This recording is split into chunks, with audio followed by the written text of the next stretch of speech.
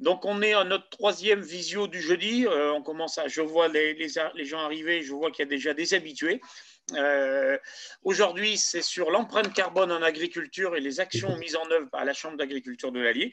Mais je laisserai Léa présenter, Léa Joannet, présenter ça plus concrètement. Et puis, Jean-Philippe Garnier et la force active, la force vive qui va nous présenter tout ça techniquement. Et après, nous aurons un moment d'échange. Je sais que la semaine dernière, il y a eu un petit couac pour reprendre le son, pour reprendre le micro, mais là, normalement, ça devrait marcher. Eh bien, allez, vas-y Léa, je te donne la parole, et puis bonne visio pour l'instant. Vas-y Léa. Oui, bonjour à tous. Voilà, le sujet de cette troisième visio, donc c'est l'empreinte carbone en agriculture. Notamment, c'est un sujet d'actualité, notamment parce qu'on en écoute parler à travers le plan de relance. La Chambre d'agriculture s'est positionnée pour effectuer les diagnostics, ces bons diagnostics qui sont dans le cadre du plan de relance à destination des jeunes agriculteurs. Et puis également, s'est positionnée pour le projet agricole bas carbone qui est porté par France Agrimaire. Mais ça, Jean-Philippe Garnier va vous l'expliquer plus en détail tout à l'heure. Le point sur lequel je voulais quand même intervenir, c'était qu'il ne fallait pas s'attendre non plus à ce que ce soit une poule aux œufs d'or, quoi. On n'est pas là pour vous vendre du rêve. Dans le cadre du projet carbone bas, il y a notamment à la clé des crédits carbone. Mais voilà, pour l'instant, on n'en sait guère plus. Il ne faut pas non plus s'attendre à des miracles, hein. On n'est pas là pour vous vendre du rêve. Et voilà, il faut quand même rester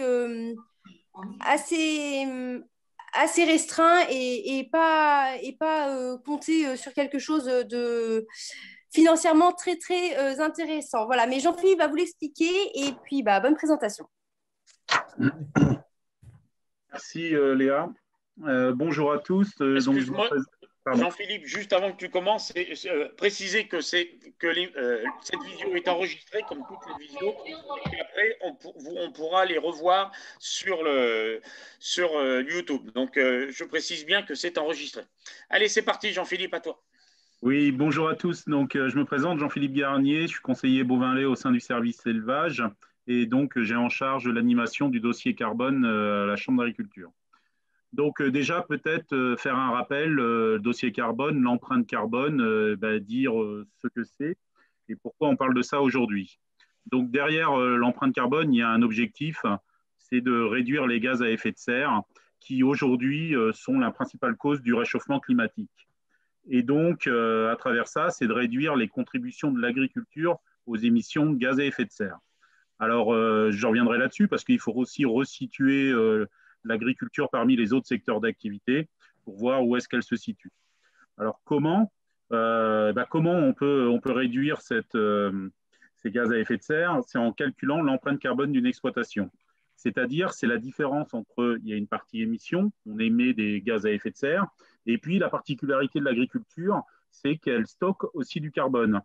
Donc, il faut faire la différence entre les émissions et le stockage de carbone qui est présent. Et comment elle stocke du carbone? C'est bien qu'elle a une spécificité, c'est la présence par le biais de prairies ou de haies sur les exploitations. Et ensuite, comment réduire cette empreinte carbone? C'est en mettant en place des leviers d'amélioration qui permettront dans l'avenir de réduire les gaz à effet de serre. Donc ça, c'est un petit peu pour resituer l'empreinte carbone. Alors, je voulais revenir sur la contribution de l'agriculture aux émissions de gaz à effet de serre en France, parce que finalement, l'agriculture, c'est 19% des émissions. Il faut savoir qu'il y a des secteurs qui émettent bien plus de carbone que l'agriculture, comme les transports, on les connaît, comme l'industrie. Le transport, c'est 27%, l'industrie, 21%. L'énergie est aussi un secteur qui émet des gaz à effet de serre pour 18%. Mais aussi le secteur du bâtiment et des déchets. Et puis là, lorsque je parle d'émissions, on est bien sur la partie émissions. La particularité de l'agriculture, c'est qu'elle stocke du carbone. Donc là, c'est plutôt l'aspect bénéfique du secteur, qui n'est pas le cas, par exemple, du secteur du transport, qui ne stocke pas de carbone, à contrario. Et puis aussi peut-être de dire qu'il y a déjà eu des progrès réalisés dans l'agriculture depuis ces dernières années, hein, parce que entre 1990 et 2013, l'agriculture a déjà réduit ses émissions de gaz à effet de serre de l'ordre de 6%. Et à côté de ça, il y a d'autres secteurs qui sont plutôt déficitaires. On voit que le secteur du transport, lui, a augmenté ses émissions de gaz à effet de serre. Donc, c'était un petit peu important de positionner l'agriculture par rapport aux autres secteurs d'activité et de relativiser aussi la part des émissions au niveau de l'agriculture. Donc, ensuite, pour calculer l'empreinte carbone d'une exploitation, il a fallu qu'on se dote d'un outil pour calculer l'empreinte carbone. Et c'est un outil, vous en entendrez beaucoup parler dans l'avenir, qui a été développé par l'Institut de l'élevage en partenariat avec notamment les chambres d'agriculture, qui s'appelle CAP2ER. Donc, CAP2ER, qu'est-ce que ça veut dire? C'est un calcul automatisé des performances environnementales en élevage de ruminants. Donc, c'est un diagnostic qui aujourd'hui est en routine pour les bovins viande, les bovins lait, mais qui est encore en construction pour les ovins et les autres filières. Donc, le diagnostic existe en bovin lait et en bovin viande. Donc, et derrière le diagnostic, il y a une méthode. Donc, la méthode qui est utilisée aujourd'hui, elle est basée sur le principe de ce qui s'appelle l'ACV. L'ACV, c'est l'analyse de cycle de vie. Donc, on regarde la partie amont de la filière qu'on appelle du berceau au portail de la ferme. Et cette méthode, je veux dire, cerne environ 90% des impacts total. Voilà un petit peu la partie diagnostic qui est importante. Et ensuite, une fois qu'on a fait le diagnostic, on arrive à un bilan à l'échelle de l'exploitation. Alors, le bilan, il est important parce que derrière le bilan, on a sur la partie droite tout ce qui concerne les émissions, donc les aspects, on peut dire, négatifs. Et puis, sur la partie gauche, c'est tout ce qui est les contributions positives de l'agriculture. Et ça, à travers différents indicateurs qui sont la résultante du bilan utilisé à l'échelle de l'exploitation dans CAP2ER. Alors, si on s'attarde un petit peu sur la partie émission, la partie droite, eh ben, les premiers indicateurs qui existent, c'est les émissions sous forme de gaz à effet de serre. Hein. On a dit que c'était les principales causes du réchauffement climatique. Et les gaz à effet de serre ressortent au niveau de l'échelle de l'exploitation sous un équivalent. Et l'équivalent aujourd'hui utilisé est le CO2. Donc, c'est l'équivalent CO2 par hectare de SAU. Alors, il faut savoir, c'est un équivalent CO2, mais les principaux gaz à effet de serre, on les connaît. Il y a le CO2, certes, mais il n'y a pas que celui-ci. Il y a le méthane, hein, le méthane, la fermentation entérique des animaux. Ça, c'est un des gaz qui est connu. Et il y a également le protoxyde d'azote, qui est le troisième gaz. Et ces différents gaz, ils n'ont pas le même poids, en sachant que le méthane, c'est 25, on dit qu'il y a une unité de CO2, le méthane, c'est 25 fois plus, et le protoxyde d'azote, c'est près de 300 fois plus. Donc évidemment, lorsqu'on va actionner des leviers d'amélioration, ça n'aura pas le même impact si on actionne des leviers vers une amélioration du CO2 ou du méthane ou du protoxyde d'azote. Ensuite, on regarde un autre indicateur, c'est un indicateur qui au niveau de la qualité de l'air, c'est l'azote qui est perdu au niveau de l'air, notamment sous forme d'ammoniac. Et là, l'unité, c'est bien les kilos d'azote par hectare de SAU vers l'air. L'autre partie qui est perdue, c'est l'azote vers l'eau, avec un critère qui pourrait correspondre à la qualité de l'eau. Et donc, c'est aussi des kilos d'azote par hectare de SAU et qui sont liés au lessivage notamment. Et enfin, il y a un autre critère d'émission qui est la consommation des énergies fossiles. Donc là, l'unité, c'est le millijoule par hectare de SAU. Donc, c'est les énergies directes comme les énergies indirectes. Énergie directe, la consommation de carburant, par exemple. Les énergies indirectes, c'est sur les intrants, qu'est-ce qu'il a fallu pour consommer de l'énergie pour fabriquer ces intrants.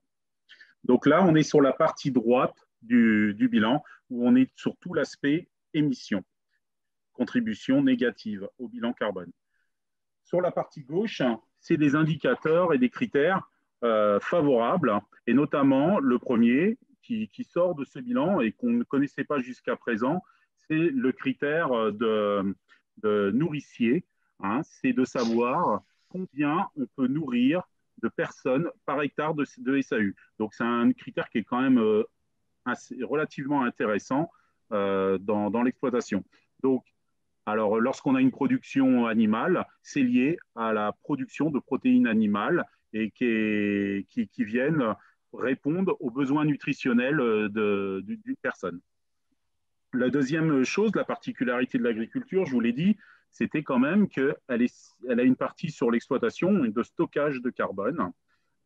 Stockage de carbone par le biais de la présence de prairies permanentes, de linéaires de haies, par exemple, qui permettent de stocker du carbone. Et là, on le calcule également en équivalent CO2 par hectare de SAU.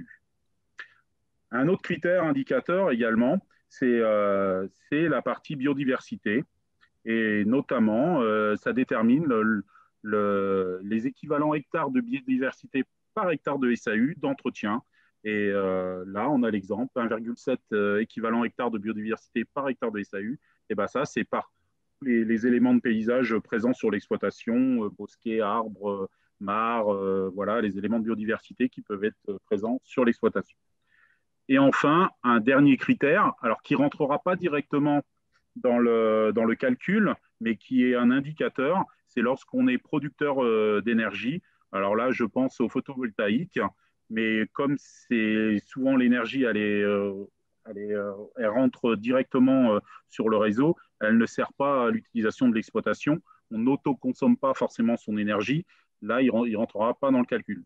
A contrario, la méthanisation, elle, rentre dans ce calcul, puisque souvent on utilise la chaleur produite par ce biais-là. Donc, un bilan à l'échelle de l'exploitation. Le bilan en tant que tel donne une idée et une image de l'exploitation, mais permet après de dégager des pistes d'amélioration pour les agriculteurs. Alors, ces pistes d'amélioration, ils vont faire appel à différents leviers d'amélioration qui seront différents selon je dirais les différents critères qui auront été vus sur l'exploitation. Et il faut savoir que les solutions de levier d'amélioration n'ont pas le même impact selon ceux qu'on choisit. Il faut savoir que par exemple, si on a un levier d'amélioration et le plus important qui existe à l'échelle de l'exploitation, c'est celui de la gestion du troupeau, hein, c'est le potentiel d'amélioration, il se situe autour de 10 à 15%. Lorsqu'on va réduire l'âge au vélage, par exemple, lorsque l'élevage des génisses trouve moins de vaches improductives ou de choses comme ça, on est de l'ordre de 10 à 15% de potentiel d'amélioration. Le deuxième critère qui rentre directement et qui va être améliorateur, c'est le stockage de carbone. Ben ça, c'est par rapport au type de prairies utilisées, de la durée de vie des prairies, la rénovation des prairies. Évidemment, si on implante des prairies supplémentaires, on intervient directement dans l'augmentation du stockage de carbone. Et là, on dit que le potentiel se situe entre 2 et 8% d'amélioration.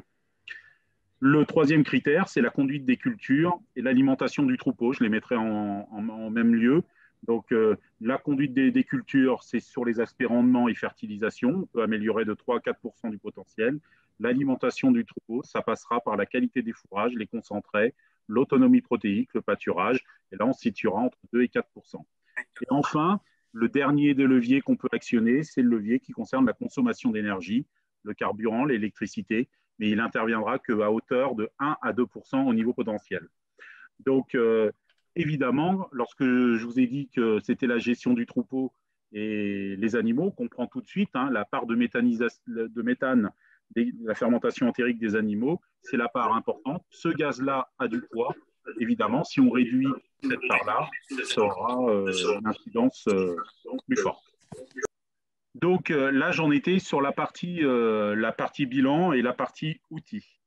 Ensuite, il y a différentes démarches qui ont été proposées au niveau de la Chambre d'agriculture, auxquelles on est amené à répondre dans les mois qui viennent.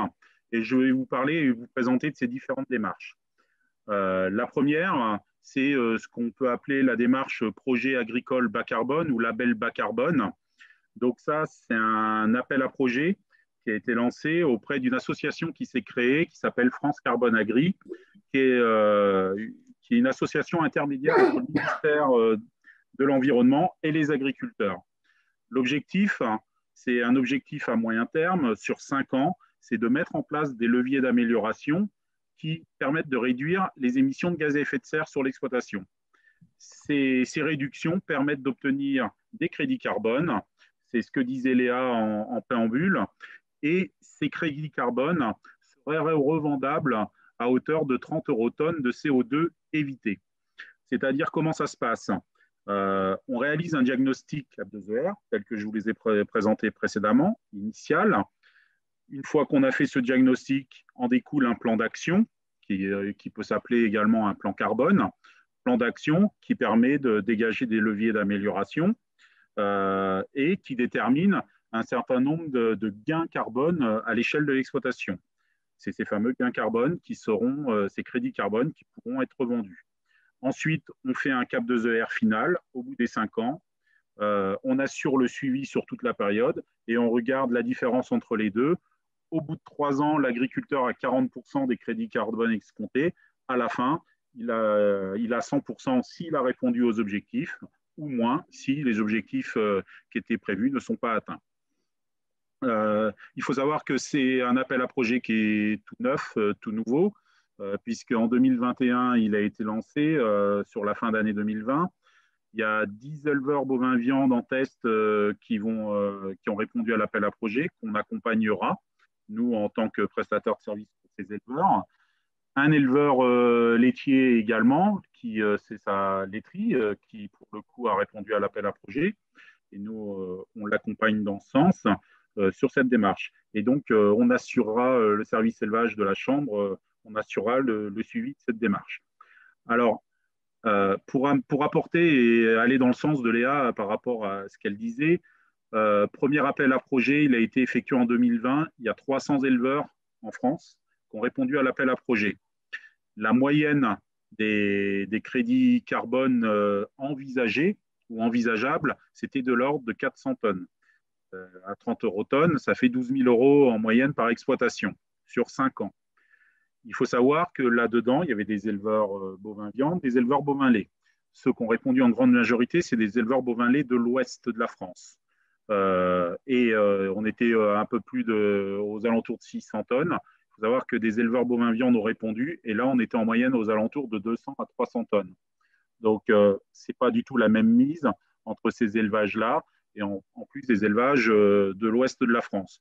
Donc, effectivement, il faut relativiser par rapport à ça, en sachant que les leviers d'amélioration qui sont dégagés s'accompagnent souvent d'investissements. Si je vous dis qu'un des leviers d'amélioration pour éviter des gaz à effet de serre, c'est de couvrir des fosses à lisier, par exemple. Eh ben, couvrir une fosse à lisier, ça a un coût. Et ces compensations, elles sont là pour peut-être supporter le coût ou peut-être même pas à hauteur de les investissements qui pourraient être engendrés. Donc voilà, il faut quand même relativiser par rapport à qu'on pourrait voir, cette poule aux odeurs qu'on pourrait voir. Voilà. Sur le deuxième appel à projet, celui auquel nous, des éleveurs, ont répondu, en France, il y a eu 1300 exploitations qui ont répondu à l'appel à projet. Donc, c'est beaucoup. Aujourd'hui, ils ne savent pas s'ils en feront un nouveau. Parce que derrière, ça marche, cette affaire-là, si on revend. Donc, qui dit on revend des crédits carbone, faut-il trouver des acheteurs? Donc voilà. Alors, qui peut acheter des crédits carbone à l'agriculture? Toute entreprise qui d'autres secteurs d'activité. On a vu, il y a des secteurs qui peineront à s'améliorer au niveau carbone. Donc, elles peuvent, par ce biais-là, acheter. Faut-il qu'elles soient déjà engagées dans une démarche d'amélioration au niveau du carbone? Voilà pour la première démarche et celle dont parlait Léa en début de de présentation. Après, il y a d'autres démarches qui ont également fleuri par le biais du plan de relance, et notamment une à destination des jeunes agriculteurs. C'est ce qu'on appelle les bons diagnostics carbone pour les jeunes installés. Donc ça, c'est un dispositif qui a été mis en place par l'ADEME, qui est à destination des jeunes installés au sens d'une affiliation MSA de moins de 5 ans. Hein, c'est ça qui veut dire jeune installé. Et là, il s'agit d'accompagner en réalisant un diagnostic CAP2ER, le jeune agriculteur, de bâtir avec lui un plan d'action, et ça s'accompagnera également d'un diagnostic de vulnérabilité et du suivi. Et donc là, l'ADEME aide à près de 90% la démarche.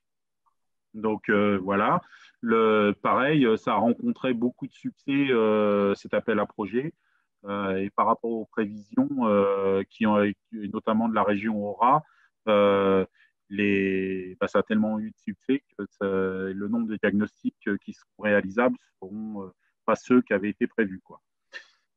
Malgré tout, il y a un certain nombre de diagnostics qui pourront être réalisés par la Chambre d'agriculture de l'Allier. Et donc, on communiquera lorsqu'on aura les éléments pour les réaliser auprès de ces jeunes. Ensuite, il y a différentes démarches d'entreprise, des démarches d'entreprise bas carbone. Donc, alors dans un secteur que je connais bien, hein, notamment essentiellement des laiteries, qui, elles, ont des demandes de la part de leurs clients et une valorisation commerciale sur des laits qui seraient issus de fermes bas carbone. Et donc, elles nous demandent d'intervenir. Alors là, on intervient vraiment en prestataire de service pour réaliser des diagnostics CAP2ER, éventuellement d'identifier des leviers d'amélioration pour des éleveurs laitiers du département. On a 2 entreprises qui nous ont sollicité et on aura une vingtaine de diagnostics à réaliser sur 2021. En filière viande, on a eu vent de quelques demandes, notamment celle de McDonald's aujourd'hui pour les jeunes bovins, qui ont réalisé des diagnostics chez certains agriculteurs. On sent un frémissement quand même assez important au niveau du département, et on a vu que pas mal d'OP s'étaient inscrites dans des formations bas carbone pour suivre ça de près également. Enfin, il y a tout un volet action recherche et développement, une action qui s'appelle Live Beef Carbone pour les bovins viande, une nouvelle action qui s'appelle Green Chip pour les ovins. Alors ça, pourquoi des termes anglophones, hein, c'est simplement que c'est des actions qui sont à l'échelle européenne. Et donc, si l'action Beef Carbone, elle a été commencée en 2015, elle devait se terminer en 2021. Malgré tout, il y aura une poursuite sur 2022-2023 sur les aspects recherche au niveau bovin-viande. Et pour les ovins, on n'en est qu'au début.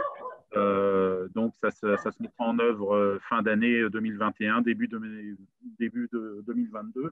Et la Chambre d'agriculture a répondu présent sur ces aspects action, recherche et développement. Voilà un petit peu aujourd'hui où on en est sur ce dossier-là. Donc, on suit ça de très près et on répond à vos questions maintenant par rapport à cette thématique. Il y a eu pendant ta présentation, Jean-Philippe, un commentaire. Effectivement, aujourd'hui, ça s'adresse, mais tu vas nous préciser, ça s'adresse seulement aux éleveurs, car le modèle de calcul n'est pas encore défini pour les céréaliers. Alors, c'est ça. C'est-à-dire que malgré tout, nous, dans nos exploitations, on a d'élevage, on a des surfaces en culture, hein, et aujourd'hui, le calcul, il est effectué par soustraction. Une fois qu'on a regardé ce qui se passait dans l'atelier viande, dans l'atelier lait, le reste, c'est des grandes cultures. Mais il n'y a pas eu un modèle encore spécifique pour des exploitations grandes cultures pures, quoi. Donc, ça va venir. Je vous ai dit, ça va venir. Pour les ovins, ça va venir. C'est en train d'être bâti pour que ça réponde, que ça réponde à l'ensemble des filières qui peuvent être concernées par cette thématique.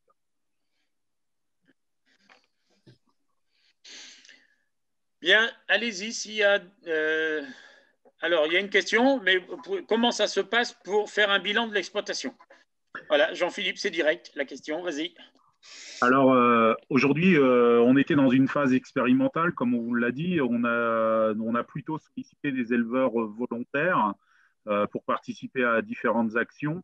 Il a fallu que nous-mêmes, nous nous formions à ces différentes actions, hein, parce que c'est quand même relativement neuf. Aujourd'hui, on l'est.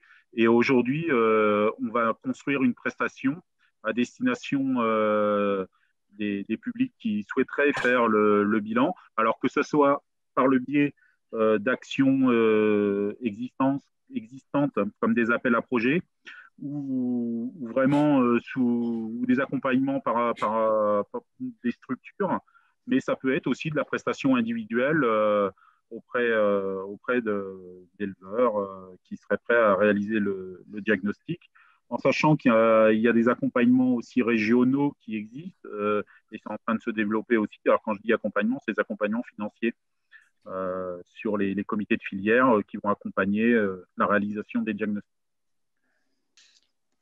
J'ai vu passer une question, alors je ne sais pas si Jean-Philippe, question de savoir si on peut encore rentrer en exploitation test. Alors l'appel à projet, il a été clos en décembre là, pour l'appel à projet en question. Il parlait d'en déposer un en juin 2021, d'en proposer un nouveau dans juin 2021. Et vu le succès du dernier, hein, je vous ai dit 1300 exploitants qui sont entrés dans la démarche. Derrière, dans cet appel à projet, il faut vendre des crédits carbone. C'est ça l'objectif. Vraiment, voilà. Et donc, pour l'instant, ils se posent beaucoup de questions pour savoir s'ils en font un en juin 2021 ou s'ils vont attendre un petit peu 2022 pour rouvrir l'appel à projet. Nous, on vous tiendra au courant dès qu'il y aura l'appel à projet qui sera de nouveau ouvert. Et après, qui veut rentrer dedans alors, il y a quelques conditions au démarrage, hein, mais voilà, qui sont assez souples. Il y a quelques conditions de maintien pendant les 5 ans qui, elles, sont plutôt rigides. Hein. Je pense maintien du taux du nombre d'hectares de prairies permanentes, du linéaire de haies et tout ça. Il faut avoir ça à l'esprit. Donc, quand on s'engage dans cette démarche-là, voilà, il y a ces choses-là. Mais pour l'instant, on est plutôt ça a tellement eu de succès, on va dire, entre guillemets, que là, aujourd'hui, on est en attente d'un nouvel appel à projet. Il y avait une main qui s'était levée, Guy Crousset, je crois. Non?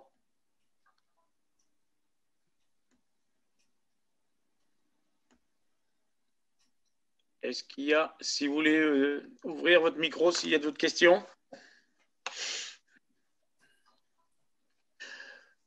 Non. Dis-moi, Jean-Philippe, en clair, est-ce qu'il ne faut pas trouver à vendre des crédits avant d'attaquer l'action ou... Je pense qu'ils en sont là aujourd'hui. Oui, c'est ça. Si on fait la moyenne du premier appel à projet, je vous ai dit, c'était 400 tonnes en moyenne par exploitation.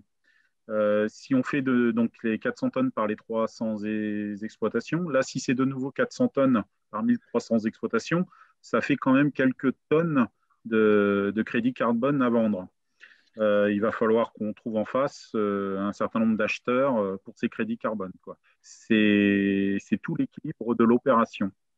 Et c'est tout l'enjeu de France Carbone Agri et de vendre ces crédits carbone. Alors, il y a deux questions. Comment on peut trouver, tu les as vues, Jean-Philippe, comment on peut trouver des entreprises qui veulent acheter du carbone, hein? Est-ce qu'il faut mettre ça sur le bon coin, cherche à vendre le carbone?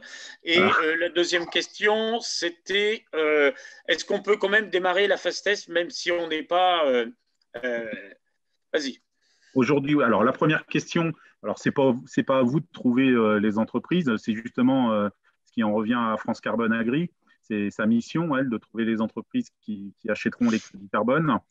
Aujourd'hui, il y a des entreprises qui n'ont pas on va dire la chance, c'est ce que je vous ai dit, par rapport à une exploitation agricole qui est parfois pointée du doigt, mais elle a la chance de stocker du carbone. Donc c'est quand même pas mal. Et il y a des entreprises qui sont que émetteurs. Secteur des transports, on l'a dit, l'industrie, des choses comme ça, voilà. Donc il y a un certain nombre d'entreprises qui s'étaient mis sur des listes. J'avais en tête, ils nous avaient parlé des tanneries de je ne sais plus où, des choses comme ça, qui même si à l'échelle de leur entreprise, ont une démarche d'amélioration aussi d'émissions de carbone, ont besoin d'aller plus loin et d'acheter des crédits carbone. Donc voilà, il faut aussi que ça démarre aussi, il faut aussi que ça se fasse connaître par rapport à ça. Et la deuxième question, c'était est-ce que je peux faire un diagnostic carbone? Oui, chaque exploitation aujourd'hui, alors aujourd'hui on est deux agents formés, on va être deux agents formés à la chambre pour réaliser les diagnostics. Peut-être que dans l'avenir il y en aura d'autres. Je vous ai dit, c'est une prestation qui va être cadrée dans les semaines à venir là, et vous pouvez nous solliciter pour réaliser un 4.2 ER à l'échelle de votre exploitation. Oui, je pense qu'elle est importante la question parce que en fait, il y a, enfin, Jean-Philippe, tu me diras si je me trompe, mais il y a quand même deux visions des choses. C'est soit on fait un diagnostic carbone dans le but de vendre des bilans carbone, pas des bilans, pardon, des crédits carbone, voilà. Mais il y a aussi une autre démarche, c'est celle d'avoir le bilan carbone de son exploitation, et ça peut être intéressant pour tout le monde. Pas seulement pour ceux dont je parlais tout à l'heure, pour la PAC, mais voilà, connaître le bilan carbone de son exploitation, c'est aussi important. Vous avez tout à fait raison. Il ne faut pas focaliser sur l'aspect appel à projet France Carbone Agri. Il y a la démarche d'empreinte carbone de son exploitation qui est tout aussi intéressante. Et les leviers d'amélioration, de toute façon, ils peuvent s'accompagner aussi d'améliorations technico-économiques. Moi, je suis pas dans le profil agronomie, mais aujourd'hui, on sait que des fuites de gaz à effet de serre par l'épandage d'effluents tonalisier bus palette plutôt que du pandillard, voilà. Et je pense que ça peut aussi avoir une amélioration au niveau sol, quoi. Donc voilà, il faut voir sur plusieurs plans, quoi.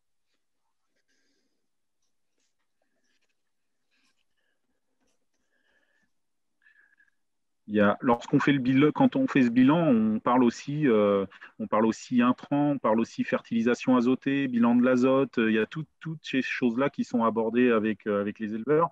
Il y a les performances troupeaux, il y a tous ces aspects-là. Donc forcément, alors c'est très large, hein, ça peut être un peu généraliste. Mais après, une fois qu'on a décidé d'actionner des leviers d'amélioration, on peut très bien faire appel aussi à nos collègues spécialisés dans les productions, que ce soit en agronomie et autres, pour aller plus précisément accompagner les éleveurs. Ça, c'est aussi les agriculteurs. Ça, c'est aussi possible, quoi.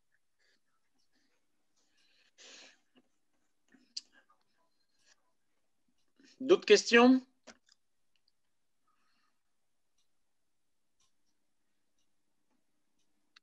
Alors, il est en construction, la prestation est en construction. Donc, pour déterminer le prix, il va falloir que ça passe au niveau du bureau de la Chambre. Et c'est nos élus qui vont déterminer le prix de la prestation. Mais c'est un rapport par rapport au temps passé, forcément.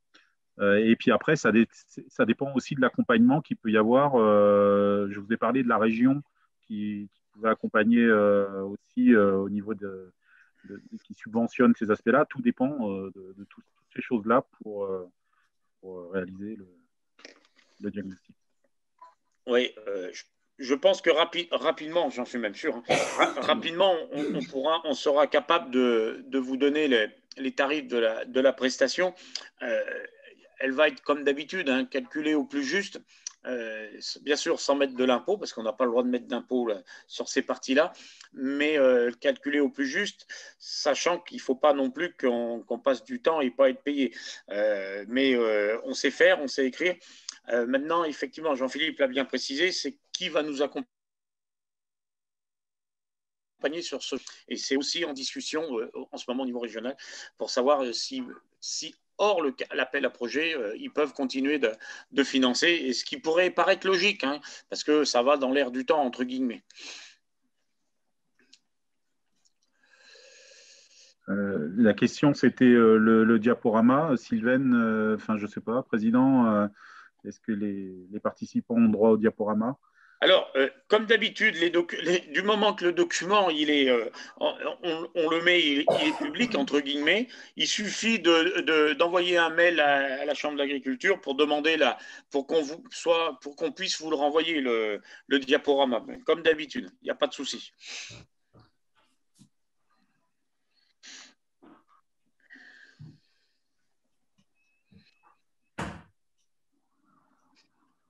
D'autres questions sur ce sujet?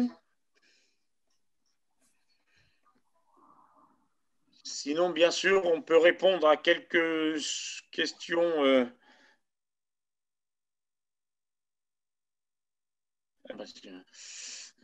Si vous me dites quand est-ce que ça pleut, je ne suis pas capable de vous répondre tout de suite. Quand est-ce que le gel s'arrête, je ne peux pas le répondre tout de suite non plus. Je pense que peut-être ce soir ou demain, ça va s'arrêter.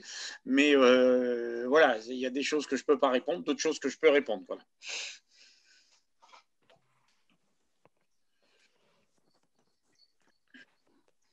Je sais juste que le gel a fait d'énormes dégâts. Alors, ça a fait des dégâts, bien sûr, sur la partie herbe et céréales, c'est à voir dans les jours qui viennent. Mais je sais que la vigne, le secteur viticole de Saint-Pourçain a énormément souffert ces 2 nuits. Oui.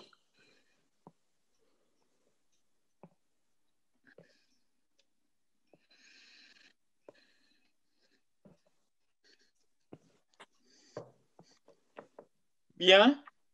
Si pas d'autres questions, on va arrêter là. L'idée de nos visios du jeudi, c'est que ça dure 3 quarts d'heure, hein, pas bien plus, de manière à ce que tout le monde puisse retourner au travail. L'idée, c'est aussi de présenter les choses un peu nouvelles qui vont sortir ou qui sont sorties. Et le truc carbone, voilà, c'est dans l'air du temps, c'est dans les tuyaux, donc on se devait de vous le présenter comme d'habitude. Maintenant, vous pourrez retrouver cette vidéo, alors un petit peu coupée pour partie, pour couper des parties qui ne sont pas utiles, mais tout au moins, vous pourrez retrouver cette vidéo dans les jours qui viennent sur YouTube et vous pourrez la revoir. C'est pour ça que beaucoup de personnes, on sait que derrière, revisionnent ou visionnent tout simplement cette vision. Bien. Eh bien, écoutez, Léa, si tu veux clore la réunion. Oui, merci Jean-Philippe donc pour ta présentation. Merci à toi Patrice. Voilà, donc pour tous ceux qui sont donc intéressés sur le sujet carbone, n'hésitez pas à contacter la Chambre. On vous fera donc, comme l'a dit Patrice, passer la présentation et puis on vous tiendra bien sûr informé si jamais il y a ouverture d'un nouvel appel à projet. Voilà, vous serez informé et vous pourrez bien sûr vous inscrire. La Chambre travaille pour pouvoir ensuite se présenter une prestation. Donc voilà, à suivre dans les mois qui arrivent. Bonne journée à tous, travaillez bien et puis à bientôt.